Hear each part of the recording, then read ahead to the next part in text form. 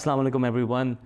Welcome to a special episode of the Fortnightly Glance. I have the pleasure to join Sir Ali Naqvi in this episode.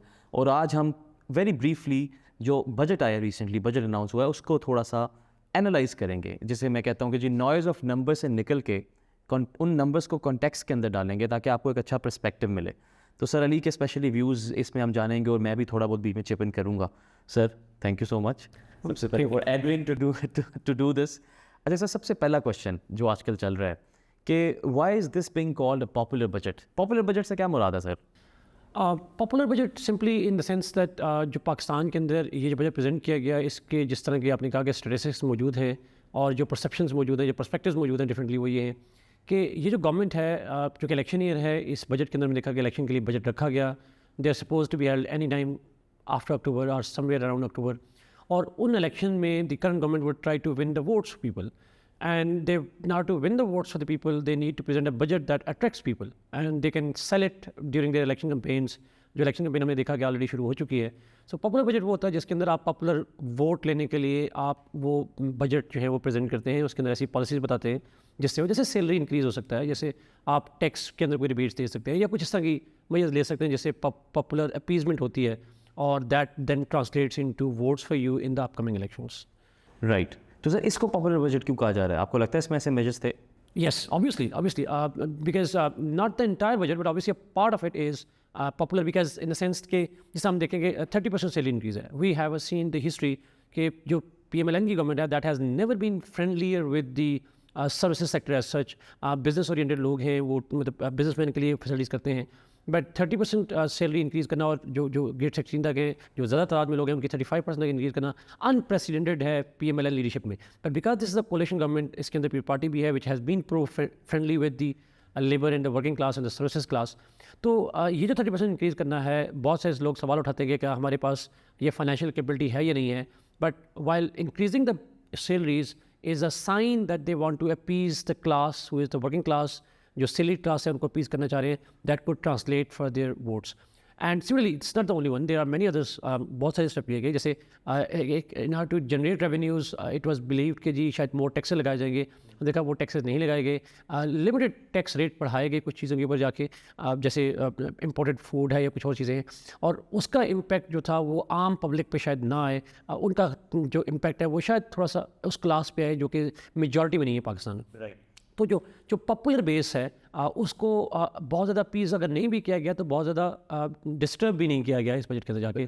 So salary की sense में piece किया गया। फिर numbers कुछ इस तरीके से ब्यूटिफाई किए गए, कुछ नंबर्स को इस तरह से प्रेजेंट किया गया, मैनिपुलेट किया गया कि आम पब्लिक को लगेगा कि we are on the road to stability, we are on the road to prosperity.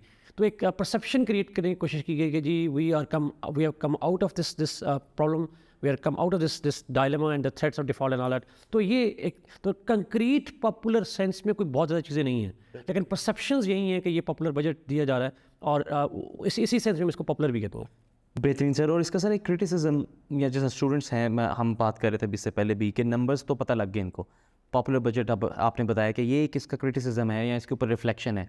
इसी तरह सर इस पॉपुलर बजट होने का क्रिटिसिज्म ये हो सकता है कि देखें अब बिगर पिक्चर कॉन्टेक्स्ट में देखिए तो ये रियलिटी से बिल्कुल वो है डाइवोर्स्ड है बजट, क्योंकि रियलिटी में हम ये मेजर्स बिल्कुल अफोर्ड नहीं कर सकते।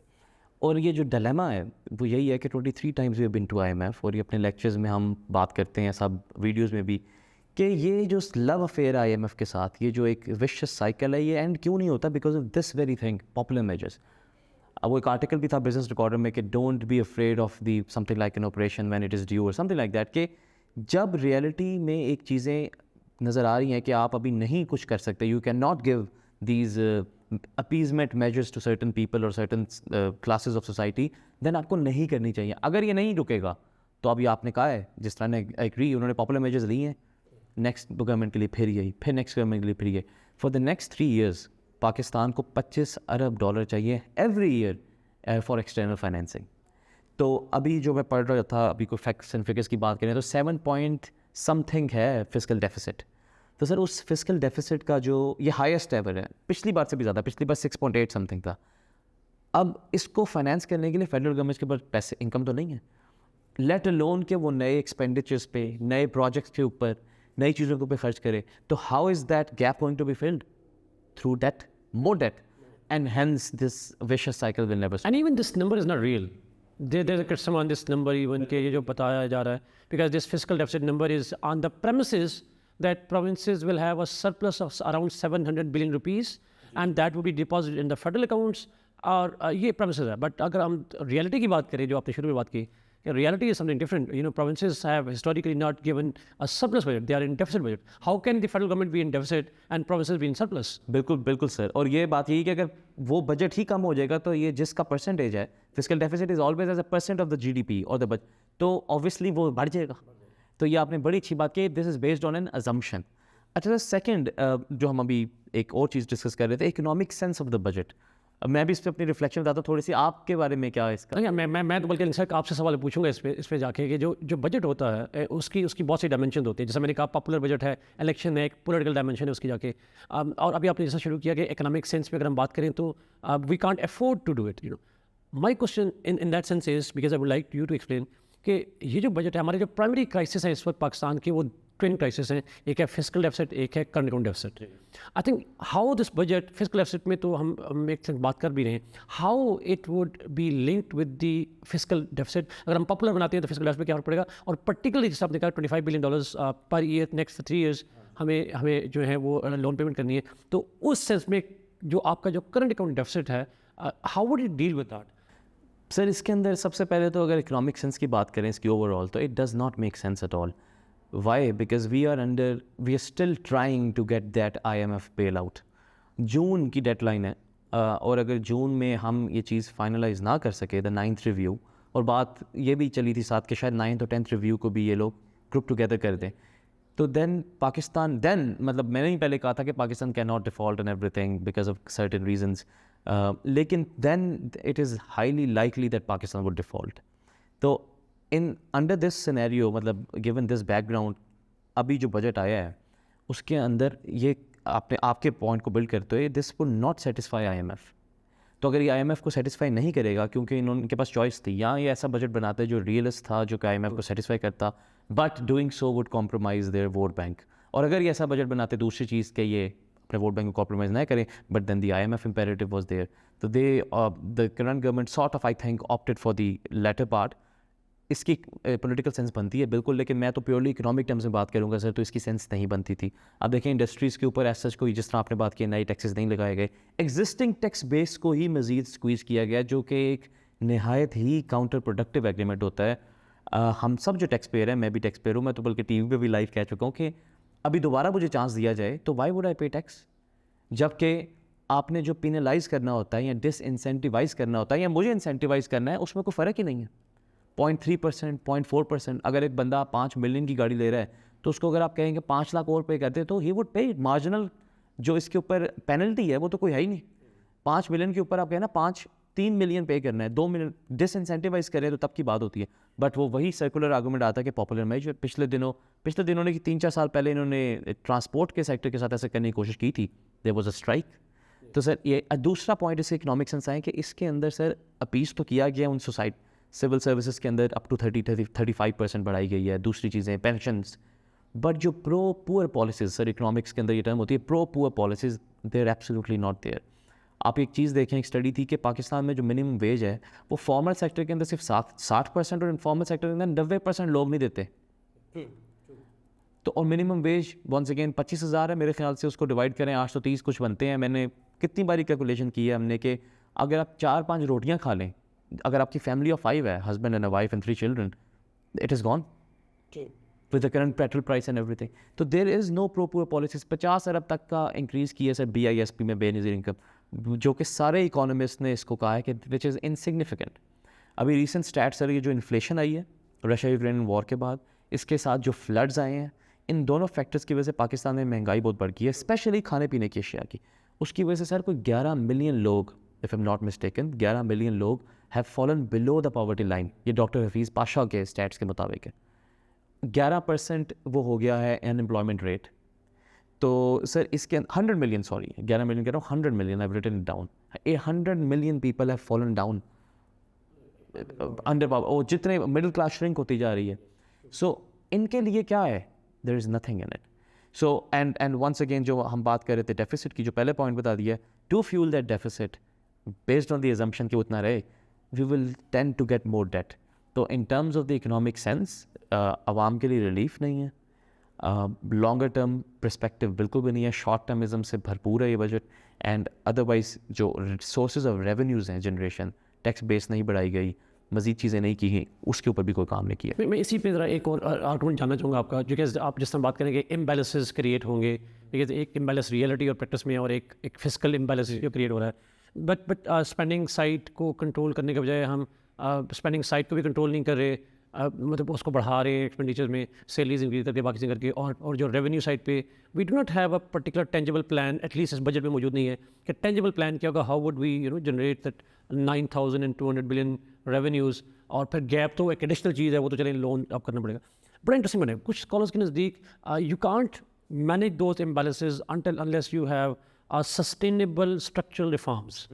तो क्या इस बजट के अंदर कहीं पे हमें इस तरह की गुंजाइश कृष्ण तक नहीं आता? तो व्हाट काइंड ऑफ, अव्वल तो कौन सी नहीं है स्ट्रक्चरल रिफॉर्म जो होनी चाहिए थी आपके नज़दीक, और वो मतलब क्या हो सकती है? Sir this is the main point actually. किसी भी अगर इकोनॉमिक से बात करें ना, मैं तो कहता हूँ बात ही सिर्फ स्ट्रक्चरल रिफॉर्म से करनी चाहिए.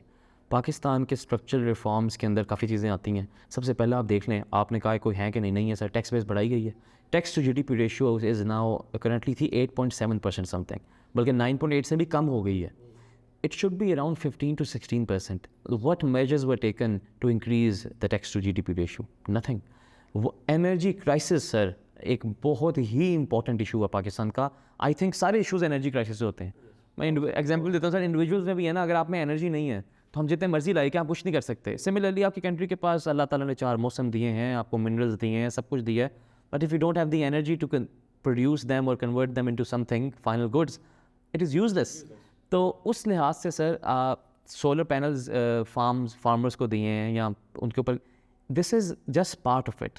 क्या आपने अपनी जो लाइन लॉसेस के ऊपर, आपकी आधी से ज़्यादा सर जनरेशन में इशू नहीं आता हमारा एनर्जी, जैसे ट्रांसमिशन लॉसेस का है, थेफ्ट है, सर्कुलर डेट है, उसको रिड्यूस करने के लिए क्या मेजर्स लिए गए हैं sir? Nothing. Once again sir, और मैं एक्सपेक्ट भी नहीं करता, और ये मेजर्स बजट में आ भी नहीं सकते. ये मेजर्स जो हैं ये थ्रू आउट पेरेनियल बेसिस पे चलने चाहिए. तो बजट में तो मैं कभी एक्सपेक्ट भी नहीं कर रहा था, लेकिन ये पॉइंट हाईलाइट करना बड़ा ज़रूरी है कि हमारी इकोनॉमी के मसाइल, इन्फ्लेशन नहीं है, लो इम्पोर्ट्स नहीं, लो एक्सपोर्ट्स नहीं है, ये सब सिम्टम्स हैं, रिफ्लेक्शंस हैं, मैनिफेस्टेशंस हैं अंडरलाइंग डीप रूटेड कॉजेज़ की, जो कि स्ट्रक्चरल रिफॉर्म से सॉल्व होंगी. सर प्रोडक्टिविटी मैं बताता हूँ, 1.5% रेट है हमारा पिछले 10 सालों का प्रोडक्टिविटी का. एसेंशियली इट मीन्स कि अगर आपने एक ऑफिस खोला हुआ है, या आपने एक फैक्ट्री खोली हुई है, या आपने कोई बिज़नेस खोला हुआ है, तो आप उससे सिर्फ 1.5% प्रोडक्टिविटी ले रहे हैं. मतलब आप बिजली का बिल पूरा दे रहे हैं, आप उनकी तनख्वाहें सारी दे रहे हैं, लेकिन जो प्रोडक्टिविटी है, जो वो प्रोड्यूस कर सकते हैं चीज़, वो whether either it's a service और अ प्रोडक्ट, वो सिर्फ 1.5% है. उस लॉस को हम फिल करें बाय लोन्स, दैट्स एडिशनल. और इसको आप मल्टीप्लाई करें, हमारी स्टेट ओन्ड एंटरप्राइजेस के लॉस देखें, तो ये वाले इश्यूज़ जो हैं कभी डिस्कस नहीं होते, विच इज़ मेरा काफ़ी ज़्यादा ये रिजर्वेशन रहती है हमेशा से. टीवी पे या नैरेटिव ज़रूर बिल्ड होना चाहिए सर इसके ऊपर. और दूसरा ये कि बजट के अंदर ये इश्यूज़ रिजॉल्व हो भी नहीं सकते. बेबी स्टेप्स लिए जा सकते हैं इसके लिए, जो कि नहीं लिए गए, लेकिन इसके लिए तो एक अलग से पॉलिसी मेकिंग बनानी पड़ेगी, लॉन्ग टर्म प्लान्स बनाने पड़ेंगे सर. अच्छा सर, इसके नैरेटिव की बात की थी, क्वेश्चन है मेरा पॉपुलर बजट की बात. हिस्टोरिकली या वर्ल्ड वाइड ये पॉपुलर बजट क्या एक एनॉमली है या होते रहे हैं, या इसके ऊपर क्या आपका ओपिनियन है? देखिए, to answer this question, Pakistan के लिए तो ये अनोमली नहीं है. पाकिस्तान 23 टाइम्स IMF में गया, जिसने आपने कहा, और हर दफ़ा जाने की बुनियादी वजह ये थी कि we were shy of structural reforms, and one of the reason why we were short of structural reform was because that would bite the society, because bitter pill है और पॉलिटिकल उसकी कास्ट होती है, और हमारी जो गवर्नमेंट्स हैं वो पॉलिटिकल कास्ट पे करने के लिए तैयार नहीं होती, and they put for blame game, और वो मैनेज कर लेती हैं, एडहॉक मेजर्स होते हैं जाकर. तो इसलिए पाकिस्तान के लिए नया नहीं है. पाकिस्तान के लिए पॉपुलर बजट्स आते हैं. जो आउटगोइंग बजट होता है वो हमेशा पॉपुलर बजट होता है. हमने PMLN की पिछली गवर्नमेंट में देखा, 2017 में ऐसा ही हुआ था. उससे पहले भी पार्टी भी ऐसे ही करके गई थी 2013 के अंदर जाके. तो हमारे यहाँ हर पार्टी जो है वो यही करती रही है, और अगली जो गवर्नमेंट आती है वो उसको सफ़र करना पड़ता है. अनफॉर्चुनेटली पाकिस्तान में ये हुआ कि जो पिछली गवर्नमेंट थी, जो पॉपुलर बजट देखी गई, अगली गवर्नमेंट उसकी नहीं आती. दे नेवर केयर कि अगली गवर्नमेंट उनकी आ गई तो फिर क्या होगा. जैसे PMLN है करंटली, और ये पार्टी है, they both own this budget. अगर अगली इलेक्शन होते हैं और वो जीत जाते हैं, अगर वो जीत जाते हैं, तो दे डोंट केयर कि what will happen then, and they would find another excuse कि उसकी वजह पिछली गवर्नमेंट थी. सो आई थिंक पाकिस्तान के लिए तो नॉर्मली नहीं है, लेकिन दुनिया के अंदर ऐसा नहीं होता. जो सिविलाइज सोसाइटीज़ हैं, जो डेवलप्ड सोसाइटीज़ हैं, जिनकी प्रायोरिटी इकोनॉमिक स्टेबिलिटी होती है, they know that governments will get another chance, but economy will not. Because economy के लिए सेकंड चांसेस आने की प्रॉबिलिटी बहुत कम होती है and it's a long term opportunity. Election आप 5 साल बाद जीत सकते हैं, 4 साल बाद जीत सकते हैं। आप अगर नेशनल हार गए तो आप प्रोविंशियल जीत सकते हैं, प्रोविंशियल हार गए तो आप लोकल जीत सकते हैं, but you can be a strong opposition. But economy collapse करेगी तो एवरीबडी वुड सफर, क्या गवर्नमेंट क्या अपोजिशन, मासेस सफर करेंगी अल्टीमेटली। सो आई थिंक जो रिस्पॉन्सिबल स्टेट्स हैं, जिसके लिए मैं पर्सनली एक टर्म काइन करता हूँ बार बार, इकोनॉमिक सेकुलरिज्म की बात करता हूँ। So they decouple kind of the politics and economy, and economic policies are made and the budgets are made making economic sense, not the political sense. Although political things are not totally ignored, but they do not overshadow the economic sense of the budget. Unfortunately, this is Pakistan, और पाकिस्तान के अंदर ये unprecedented नहीं है. It simply means we have not learned lessons from the history, and those states who don't learn the lessons from history, they don't prosper, and this is nothing exception. Very well said, sir. On that note, I think that's a good concluding remark. इसके अलावा sir globally भी किसी दिन इंशाल्लाह हम लोगों को चाहिए कि इन सब चीज़ों को ग्लोबल पर्सपेक्टिव भी डिस्कस करें कि हमें पाकिस्तान कैसे ग्लोबली इन सब चीज़ों से इफेक्ट होता है और स्पिल ओवर्स कैसे होते हैं पाकिस्तान के अंदर। Definitely. Sir thank you so much once again, I hope this would be useful for the students as well. Thank you sir, thank you.